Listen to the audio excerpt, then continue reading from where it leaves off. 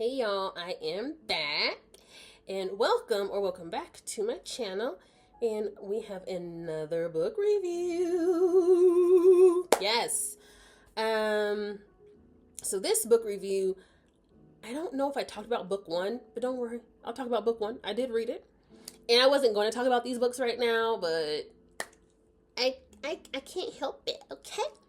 Anyways, so this book is Fragile Facade by Nordica Knight. This is book 2 in the Vile House Boys series.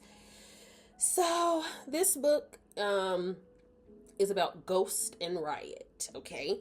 One thing I do want to preface before I get into the overall book is that I will not discuss future characters, meaning if characters are revealed throughout these books, I will not talk about them in these reviews, only because just in case some people have not read the books and they really do want to read them, I don't want to spoil that for you.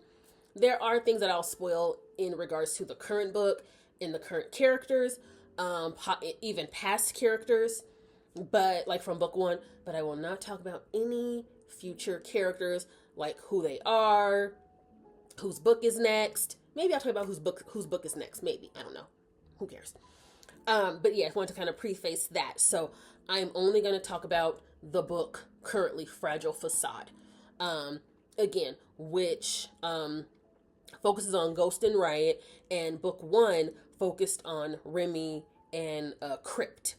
So they were in it, but they weren't heavy in book 2.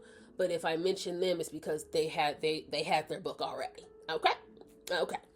So, and just to kind of start it off, if you've read, since we're now in this particular book, if you've read book 1, you know that they're brothers. So Ghost and Remy are brothers, and Crypt and Riot are brothers. So that's like kind of like one spoiler, but you kind of found that out in book 1. So whatever. Okay. And I got to go back to book 1 briefly as well. So in book 1, if you know, Remy had made a bargain, and one of his bargains was he did not want his brother, again, who was Ghost, to succumb to the solder curse. And if you remember, the solder curse was where solder men in that particular family would unalive themselves. It did not matter. That was just like, it was this whole curse. And Remy was scared. Like, Remy was kind of like teetering on that edge. And that's kind of why his book, he ended up having his book, which again, I will make a video for that because I don't think I did. So Remy did not want his brother Ghost to succumb to it. But Ghost is a little bit different. Ghost is kind of like, he's not really teetering on that edge. He wants to play. Like, he wants to play with death. He's like, come on. Because he did not believe that he was going to genuinely ever succumb and take his own life. But it was just kind of like this thing. So Remy put Riot in charge of him, basically saying, keep him from succumbing to this.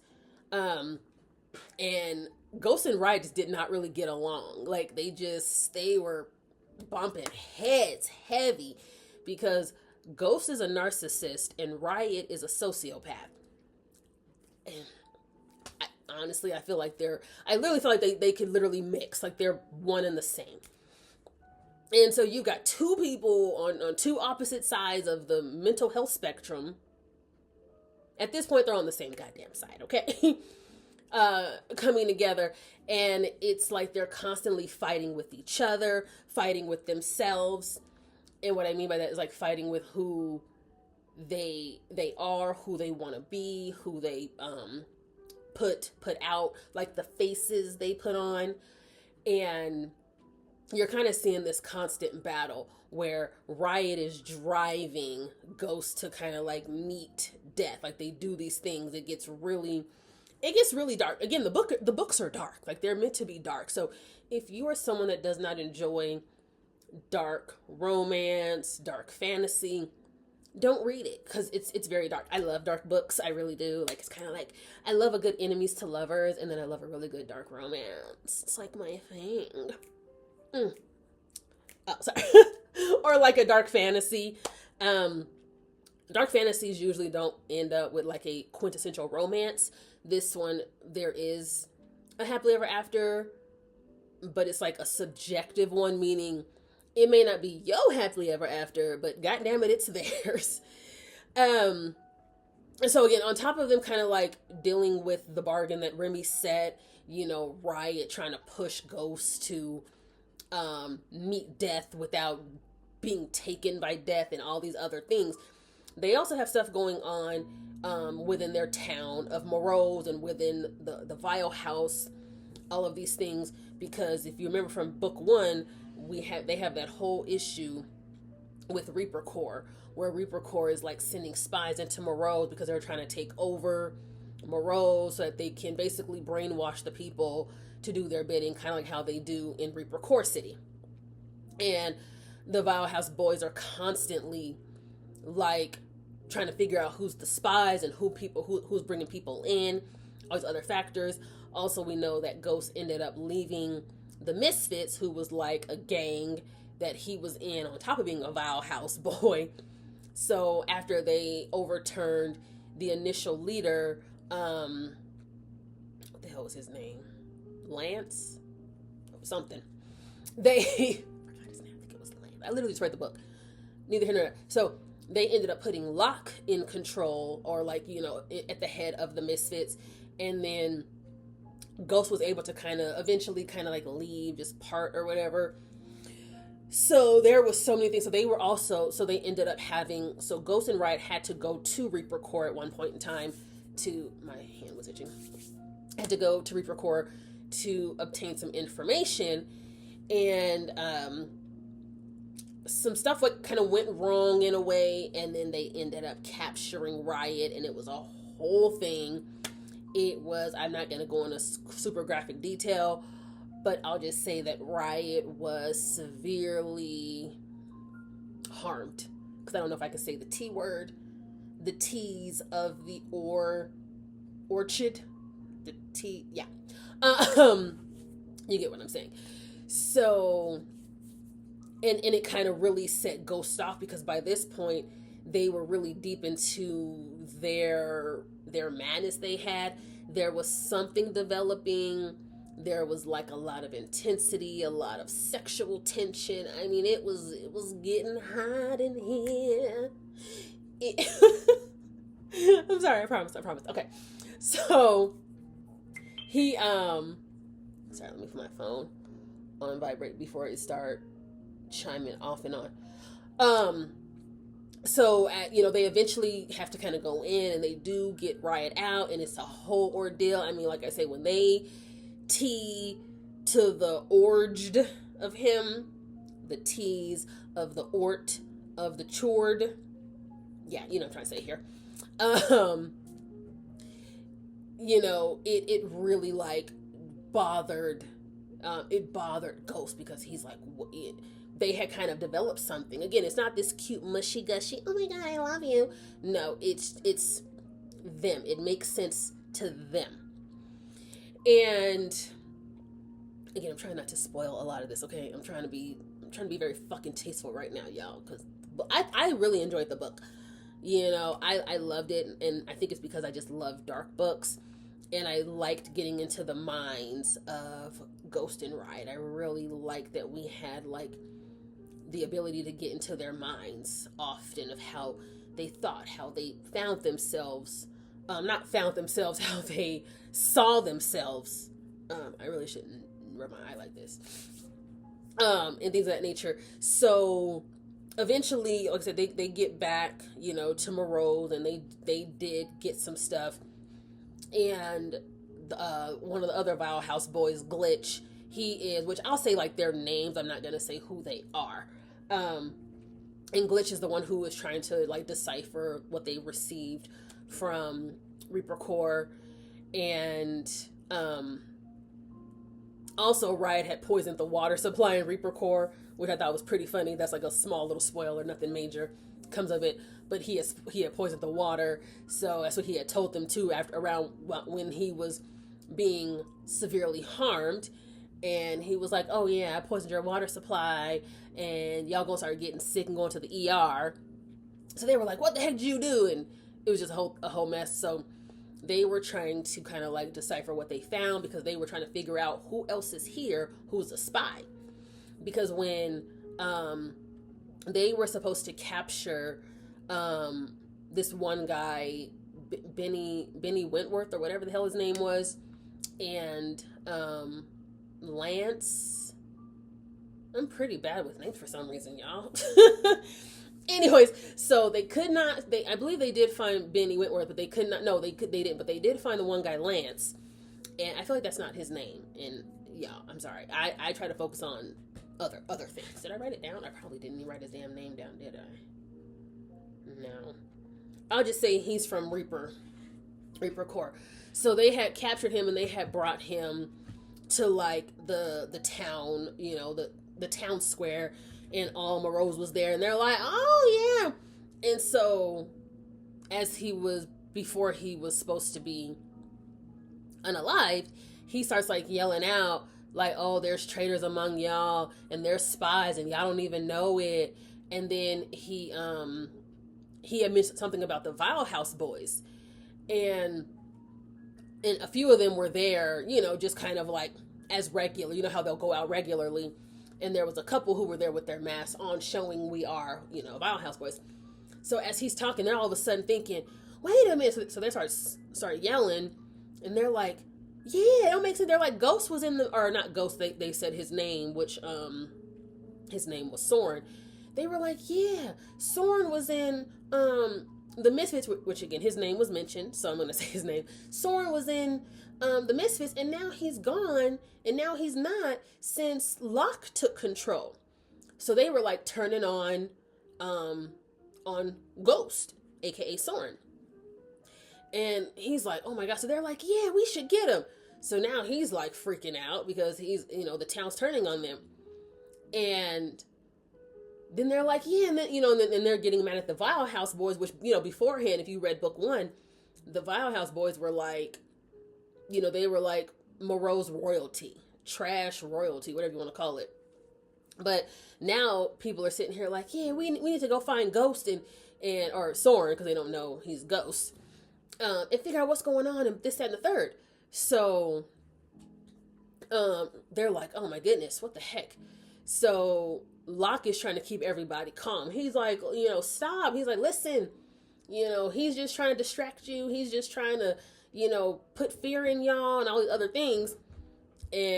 But the one guy is still like laughing like, "Ha ha ha, there's traitors, and y'all don't know, and there's spies, and there's so many among you. Who among you is a spy?" And so it was just like this whole snowball. Then at one point in time, they decided that they were going to go to the Vile House and like start demanding that the Vile House boys come out and that they unmask them all. And so they're like, "Oh my goodness." Like, I mean, it was getting pretty intense, overall intense, because again, it was always the rule. We do not reveal ourselves unless you are in here seeking a bargain, and you know what I'm saying? And then whatever the case is, and if you ever see who we are without a bargain, you go meet your maker, whoever that is, baby. So they're like, "Yeah, we need to go there and get some answers and have them reveal themselves, because we can't have this no more." And like I said, a few of the Vile House boys who were just out and about, unmasked, of course, they were like, "Oh my god, what are we gonna do?" So they're trying to get back to Vile House, and it was just a whole ordeal. And as I said beforehand, along with Ghost and Riot dealing with the bargain that Remy had set, and still trying to figure out their relationship, or whatever the case is. Eventually they do get into a relationship. The whole ordeal with Reaper Core, and then wanting to see the Vile House boys, is still going on, and that will bleed into book 3. So we do kind of get left on that slight cliffhanger of what's going to happen. Now, pretty sure, Nordica is not going to have it where they're all revealed in book 3, like, all right, y'all, here we go. Take our mask off. No, I'm sure she will, write the book very, very tastefully. I did really enjoy this book.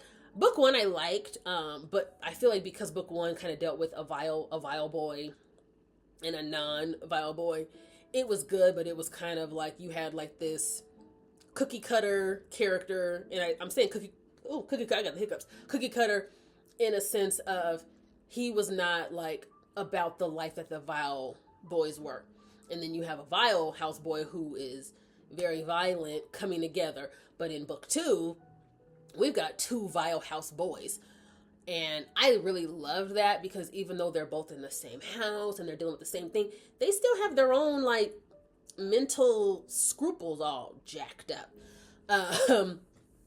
So they kind of get to this really weird place where it's like, okay, and they're not going to say like, I love you. So they have this thing where Riot would say, just in case. And Ghost would say, just in case. And I thought that was so cute. I know, I'm such like a little sappy little strawberry. But, and I got to hurry because I got to go to the store before my class. Anyways, so they were, kind of dealing with that. But again, they were able to at least solidify like a relationship. But now they got that Reaper Core stuff, and now they got the Town of Morose demanding all this. Y'all come out and reveal. And I'm like, who y'all think y'all is? Huh? Sorry, like my face is like being so crazy because of yoga. So I want to mention a few trigger warnings, which I'm sorry I did not mention at the beginning. Oops. But there is violence. There is, I'm just going to say it. There is asphyxiation and almost erotic asphyxiation. Google at your own leisure, baby. There is rough intimacy. I said like there's like an essay scene.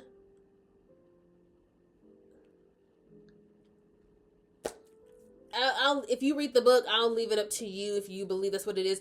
I'm just gonna say it because I feel that that's kind of what it would be considered. And no, I'm not like making light of it. I'm just saying that because understanding the 2 characters, there is some red rum, and many more, but those are kind of like the main ones that are pretty prevalent, pretty heavy in the book. So definitely if you do read it, just kind of take a look out, and you can look at the trigger warnings, excuse me, on the book. I believe they're like on the cover, or not on the cover, inside of the book, like on the first few pages. So if it's not your cup of tea, I fully understand, my loves. It's definitely my cup of tea. I think my only like fear is that one book that I'm really, maybe 2, but my only kind of like fear is that 2 of the books or even one of the books is going to be just so disappointing and I'm going to be so mad. So I'm trying to be very optimistic out there, babes. Okay. Because I do not want that. So that is all I have for Fragile Facade. Again, this is book 2 in Nordica Knight's Vile House series. If you have read book 2, definitely comment below. Let me know what you thought. Let me know if you liked the book, if it just really wasn't up your alleyway, if it was too dark for you. Definitely let me know. If you haven't read the books and you maybe are thinking about reading them, comment below, and if you do read it and you're like, hey, I couldn't, it was too much. Fully understand. Again, be respectful. I will not accept disrespecting an author just because you did not enjoy their book. If you didn't enjoy it, I love that for you. DNF it, move on. Do not get in my comments talking slick, because no. I'm not the 1, 2, 3, 4, 5, 6, 7, 8, 9, or 10. Okay? I am not her. Anyways, I do hope you enjoyed this video. And I hope to see you in the next one. Okay? All right. Bye.